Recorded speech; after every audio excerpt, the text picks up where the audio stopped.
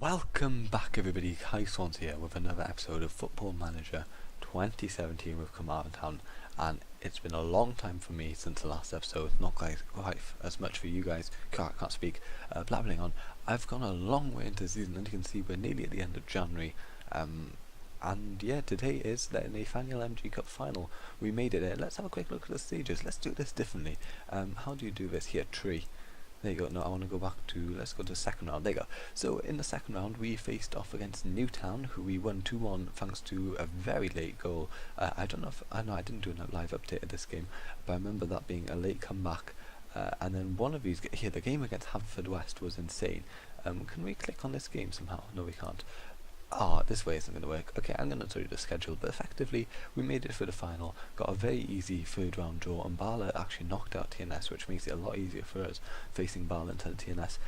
But I'll go through the schedule like this: show filters, get rid of Welsh Premier League, get rid of everything that isn't. Here we go. The Nathaniel MG Cup. Okay, here we go. First game against Newtown. 31 fans watched us beat them 2-1 thanks to two very late goals, an own goal and a lemony goal. I have a feeling this game was already done in the last episode. And then we got Portugal in.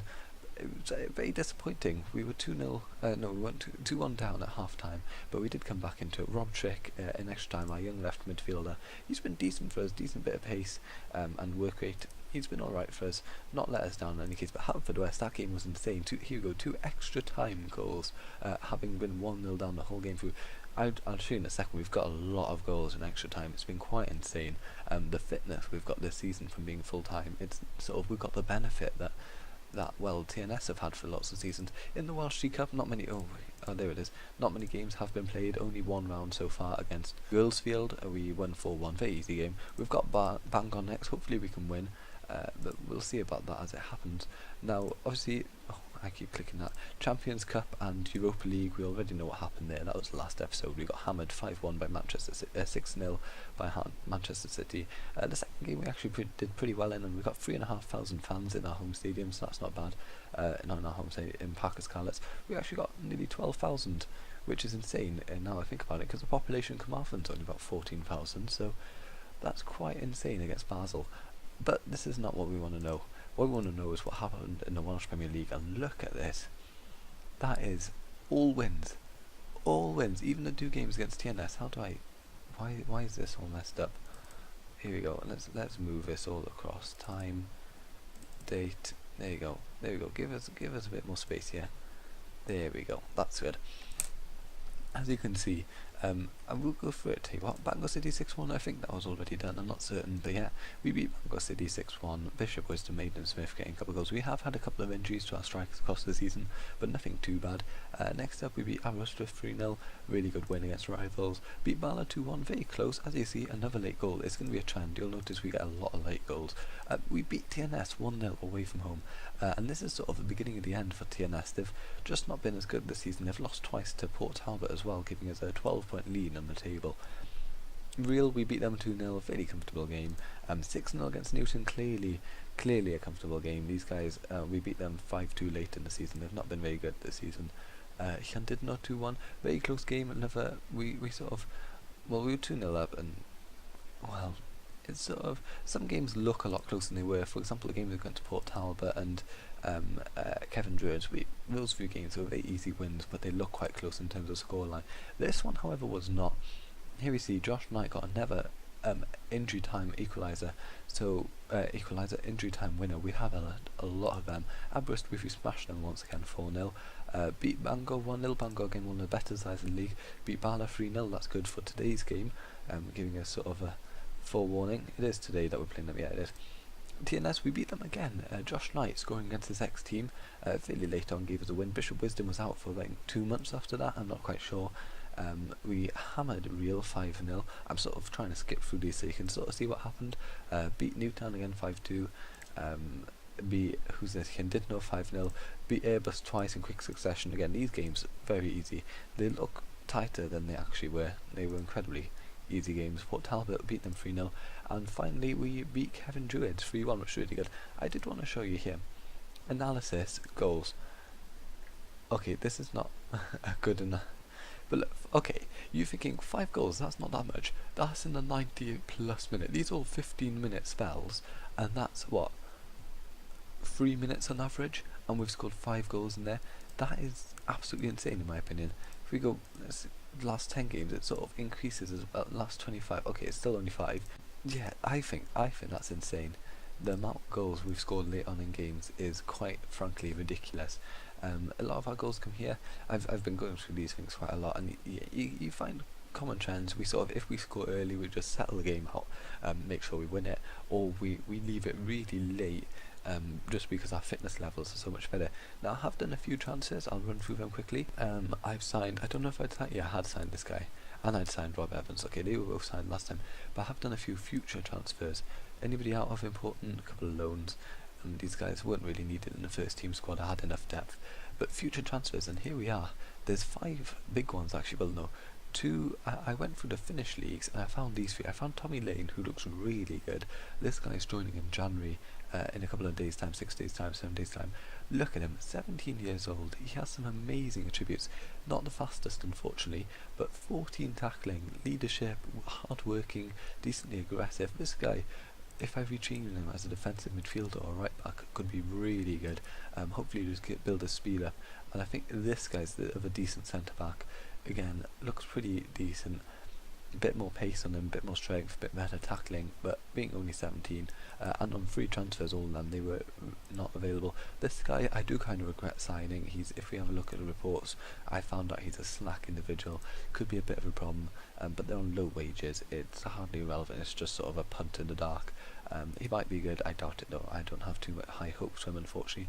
But the 2 big transfers, both wingers. Dingwall, right midfielder. Look at this guy, 20 years old, Scottish, from Aberdeen, signing him at the end of the season so that he gets some game time at Aberdeen. Although saying that, probably a mistake. But he can use their superior training facilities. He's got good technique, good, decent teamwork. I like that because they do have defensive roles. Really fast, far faster than Josh Knight is currently. Decent crossing. So yeah, quite pleased with him. He could turn good. Hopefully, he will over given time and good development. He'll be something good. And then finally, this guy is amazing. Andrew Topper, left winger, plays for Bangor. He's playing first team football this season. You see, 18 games already. That's why he's not signing till the summer, so that you can get a lot of game time. Good bit of flair, crossing, acceleration. Only 19 years old. I'm really hoping that this guy can properly improve. Let's compare him to Rob Chick. Here we go. You can see he's already got a lot of superior attributes. Not quite as hard working or defensively solid, but could far surpass the ability of Rob Chick, and hopefully a left winger duo for the future. That's it in terms of transfers. Let's have a quick look at who's been our stand-up performer so far this season. We've got Lemony, has been insane. I've renamed him to just Lemony. I was saying it so often to myself. Kano actually tried to leave, but he's been very good for us finally. And a few others you can see here. Top scorers, Lemony again with load. Aidan Smith, you can see here. Bishop Wisdom clearly had an injury at some point. Bellamy's not been having much of a chance all season, and somebody who has, Luke Jeffcott, has been pretty good in long spells of the season. But yeah, today we've got the Nathaniel MG Cup final against Bala. This is the side that I'm going to pick today. We've still got an injury. Callum Roberts, the only injured player. I've got a couple of free trialists in. Hamish Morrison, decent right midfielder, very fast. Might consider offering him a contract.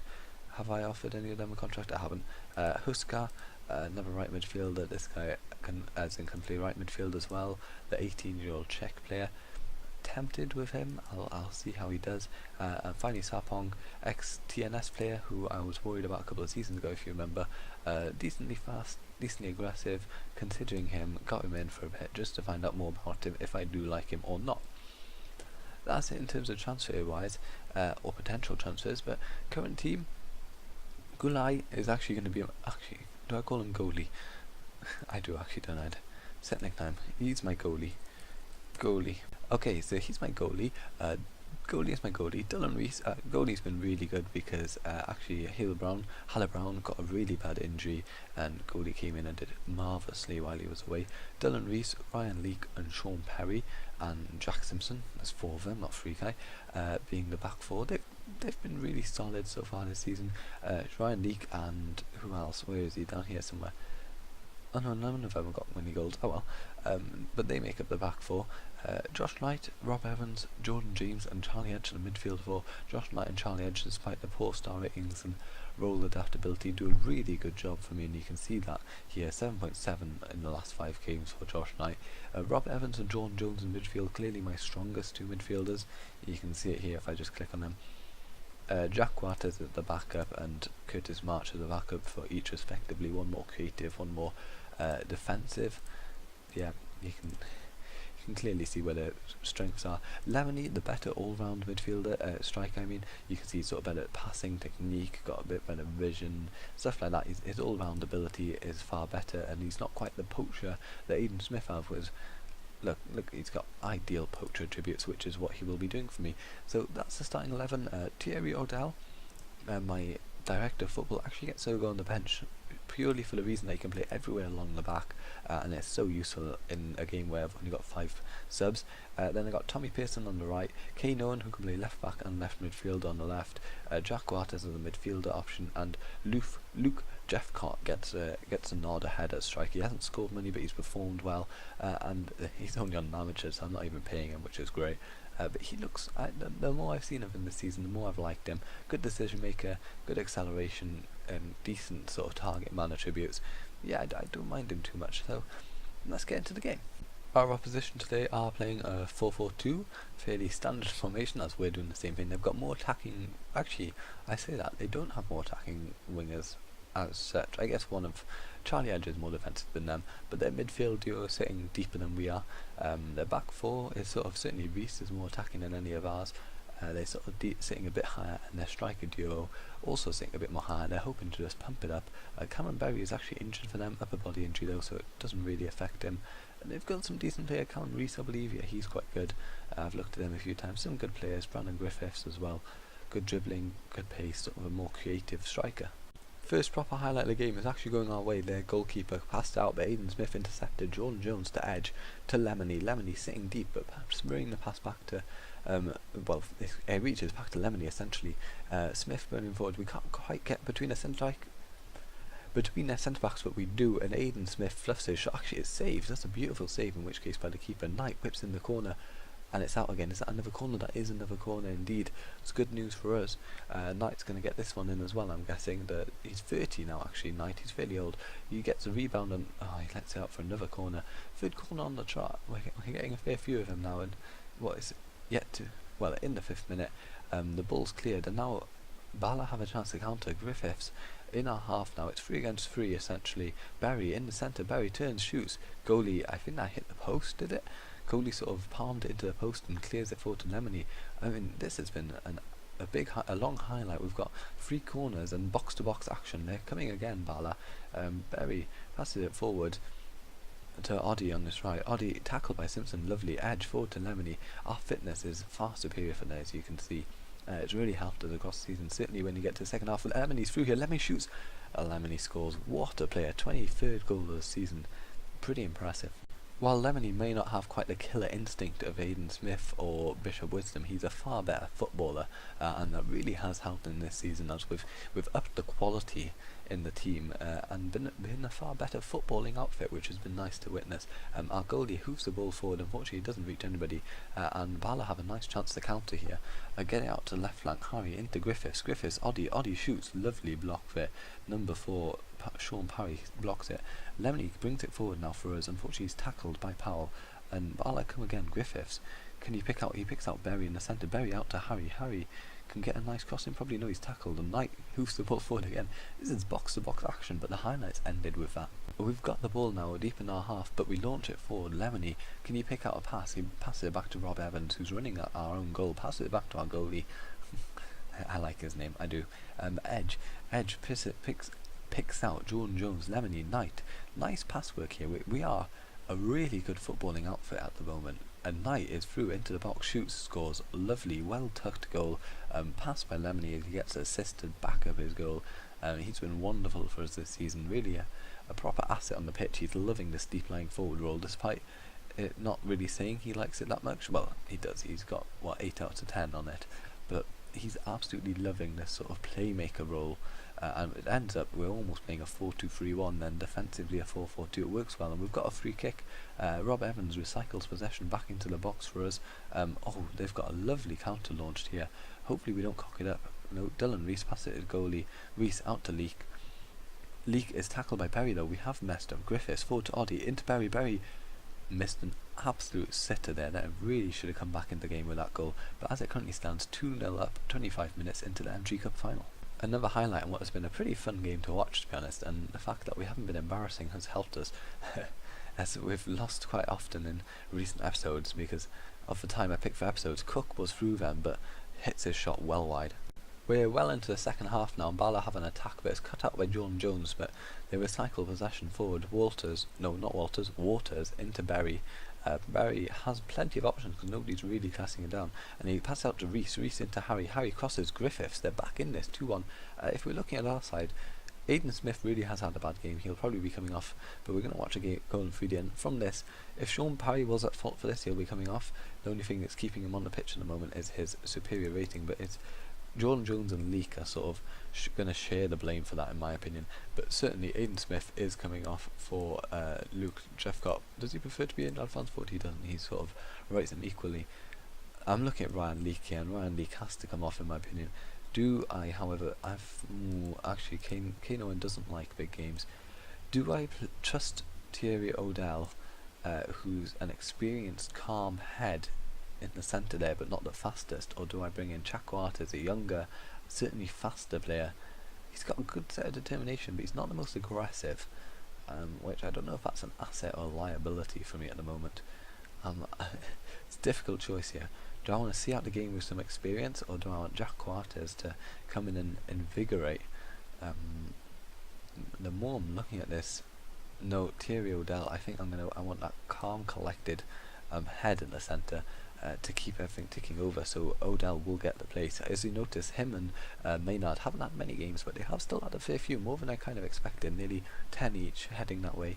So they've not been bad for me, despite only being brought in because they were good coaches. We have had a few more coaches. I've persuaded the board to allow me to have another coach and another scout and another physio or something like that. So that's quite nice, and we've got a better grasp. We even got someone who knew about Brazil as we went through then, but Knight's shot is saved by Lang. I remember Alex Lang, don't I? He was pretty good for us against us in the past. Our corner is terrible, but Edge gets the collected ball back to Reese. Dylan Reese, the fullback, back to Edge. Jordan Jones is tackled, and that's it for the highlight. We've got about 10 minutes left before we win the cup, essentially. I might have to make another change. I'm looking at, in the centre of the park, Jordan James is very tired, and playing a 6.9 is not having the most amazing game, so booked Jack Quarters in for him, and playing as a central midfielder support, a bit more defensive solidity in the centre of the park. Hopefully that can help us out. And this is essentially it for game. Sean Parry headers away as they had a corner, and we've got 2 minutes left. Hopefully we don't concede now. Edge comes forward with it. Jeff got to Lemony. Lemony passes out wide to Knight. Josh Knight had a good chance here, whips it in. Jeff got scores. Second goal of the season only. It's hard to believe because he's played really well. He's just not got the goal so far. But that was a lovely goal. Come off the bench. Showed us his worth. I might be offering him a contract before long, and actual paying him rather than just being on an amateur. And there we see Lefcott just taps it in from close range. He's had 21 games for us, which is quite a lot when you consider it. But only one goal. It's not been the best goal for game record, but what can you do? What can you do? We have won the cup, and his strike has led us to glory, and that's all that really counts. Who steps up in the big games, and he has done. And with that, we win the Nathaniel MG Cup.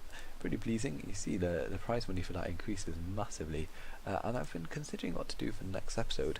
And unless we get to this TNS game, and we haven't won the league yet, in which case I will show this TNS game live. But if not, hopefully I will show the JD Welsh Cup final.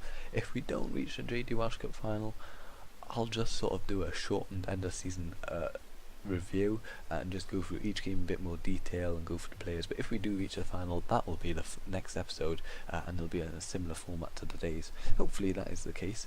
But I thank you guys for watching. I really should include all competitions. There you go. Looks a bit better now. So if we do reach the JD Welsh Cup final, that will be the final. If we haven't won the league by here due to dropping loads of points, that will be included in the next episode until we win the league. We'll see what happens. Essentially, you'll find out what happens next episode tomorrow. Thank you for watching. I really hope you enjoyed. Goodbye.